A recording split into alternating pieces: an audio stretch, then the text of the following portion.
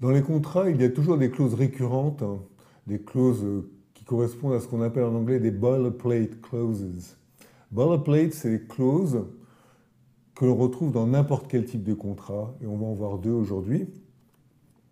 On va voir la clause dite de hardship et la clause dite de force majeure. On va commencer par la clause de force majeure. C'est une notion qui vient du droit français, la force majeure. Pour votre information, force majeure en anglais se dit force majeure. Vous avez appris un terme d'anglais. Selon le Code civil français, la force majeure est un événement qui présente trois caractéristiques. Il doit être extérieur, imprévisible, irrésistible. Les conséquences d'un événement de force majeure, c'est tout simplement que l'on n'est pas défaillant si l'on n'est pas en mesure d'exécuter ses obligations contractuelles. Et on n'a pas d'obligation de réparer le dommage qui s'ensuit. Alors il faut comprendre que ça, c'est la règle par défaut, mais c'est quelque chose qui peut être totalement ajusté contractuellement. Donc le contrat peut choisir d'élargir la force majeure à des événements qui ne relèvent pas normalement, en tout cas selon la jurisprudence de la force majeure, peut rétrécir la force majeure, ou peut décider des conséquences économiques pour l'une ou l'autre partie à la suite de la force majeure. La clause que nous avons dans notre contrat, ce qui la caractérise, c'est sa grande pauvreté. Ce que nous avons là, c'est une liste, mais pas de définition, alors que quand on est à l'international, il faut toujours préciser de quoi on parle. Il est bien de définir ce qu'est la force majeure dans un contrat international et choisir si on l'illustre ou pas. Alors, la façon de l'illustrer, c'est simple, c'est de dire, voilà, la force majeure, ce sera un événement qui aura telle caractéristique, par exemple, ceci, cela. Et pour bien montrer que la clause n'est pas fermée, n'est pas limitative, on met à la fin, etc. Ou bien on commence par exemple. La liste doit être une liste plutôt d'événements de force majeure, par exemple des catastrophes naturelles. Là, il y a des événements qui sont ambigus.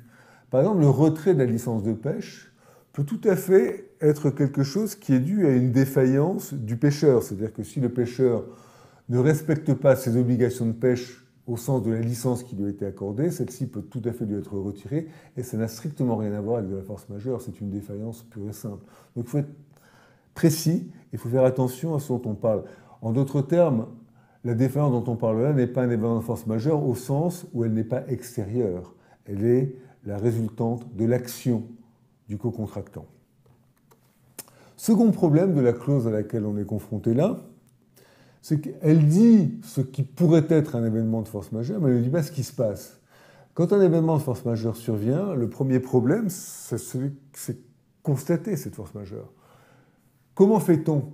Est-ce que cette force majeure est bien intervenue? Quand, comment, dans quelles circonstances? Est-ce que c'est un événement qui relève bien de la définition qu'on en a donnée? La question de la constatation est absolument centrale et elle pose énormément de problèmes dans la pratique. De la même façon, une fois qu'on a défini qu'un événement de force majeure intervenait, il faut préciser ce qui se passe ensuite. D'accord, le contrat est suspendu, mais suspendu combien de temps? Et que se passe-t-il si au bout d'un certain temps, l'événement est toujours présent? À ce moment-là, il faut prévoir qu'on se retrouve et qu'on décide de la suite. Soit on se met d'accord sur la suite à donner, soit on ne se met pas d'accord. Et si on ne se met pas d'accord, à ce moment-là, l'une ou l'autre partie doit avoir la possibilité de sortir du contrat, parce que rappelez-vous, on ne sort pas du contrat si le contrat ne nous y autorise pas. En d'autres termes, si nous sommes confrontés demain à un événement de force majeure qui dure des années, eh bien le contrat sera suspendu pendant des années, mais nous serons toujours liés théoriquement par ce contrat. Donc un contrat doit toujours comporter une mention qui permette d'en sortir lorsque c'est nécessaire. Donc, quid en cas de désaccord? Concrètement, une clause de force majeure à trois niveaux. Le premier, c'est de quoi parle-t-on? Deuxièmement, que se passe-t-il? Comment on le constate? Comment on renégocie éventuellement le contrat ou comment on décide de la suite du contrat? Et troisièmement, que se passe-t-il à l'issue des négociations, en particulier lorsqu'il y a un désaccord? Eh bien, s'il y a un désaccord, l'une ou l'autre partie a la faculté de mettre un terme au contrat. Il faut le préciser. La clause dite d'imprévision, en anglais on appelle ça hardship.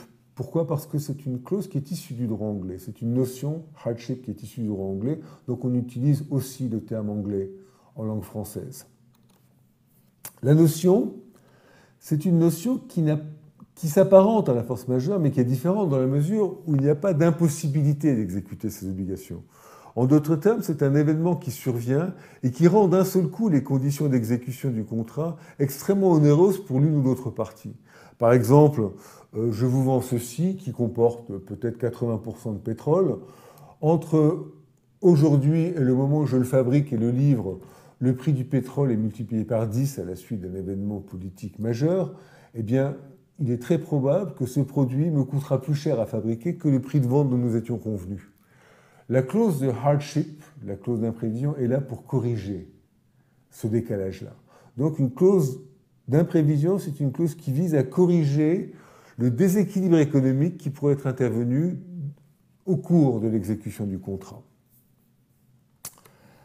Pareil, c'est quelque chose de contractuel, donc il est possible d'en élargir ou d'en rétrécir les contours. Il faut savoir que c'est une clause qui est récente en droit français. C'est-à-dire que le droit français, jusqu'à présent, connaissait l'imprévision, mais dans les contrats administratifs, c'est-à-dire les contrats de très très longue durée, où il est évident que les circonstances économiques ont vocation à changer.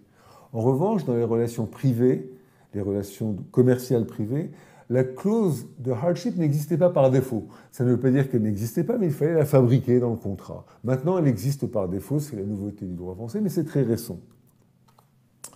Dans notre contrat, la clause que nous avons, c'est une clause de force majeure, une clause de hardship, dont le premier problème est d'être très étroite. Elle ne prévoit que l'hypothèse d'une fluctuation du taux de change. Il peut y avoir beaucoup d'autres événements économiques qui affectent le contrat, en particulier une fluctuation du cours, du krill, parce que c'est un produit dont le cours monte et descend aussi en fonction de certains paramètres comme les intempéries, comme les épidémies. Donc, inévitablement, d'autres paramètres économiques peuvent entrer en ligne de compte et il est dommage de ne pas inclure cela dans votre clause de hardship. Par ailleurs, quand vous dites fluctuation du taux de change, il faut être précis. Fluctuation du taux de change, que se passe-t-il s'il fluctue 5 minutes ? Un taux de change, ça fluctue constamment. Donc il faut prévoir une fluctuation durable et significative. Donc il faut penser aux implications concrètes de ce que vous écrivez, et là, c'est trop vague. Second problème, même chose que pour la clause de force majeure, on ne dit pas ce qui se passe. Eh bien, ce qui se passe, c'est que lorsqu'un événement de hardship intervient, il faut renégocier le contrat. C'est ça qui se passe. Donc, est-il bien intervenu, comme on le constate ? On renégocie, mais on renégocie où, quand, comment, combien de temps, sachant que dans une hypothèse comme celle-là, inévitablement, l'une des parties est très pressée d'arriver à une modification du contrat et l'autre beaucoup moins pressée. Donc le problème, c'est évidemment ce qui se passe en cas de désaccord. En cas de désaccord, c'est simple, si nous ne parvenons pas à nous mettre d'accord sur un nouveau prix, bien c'est l'ancien prix qui continue de s'appliquer.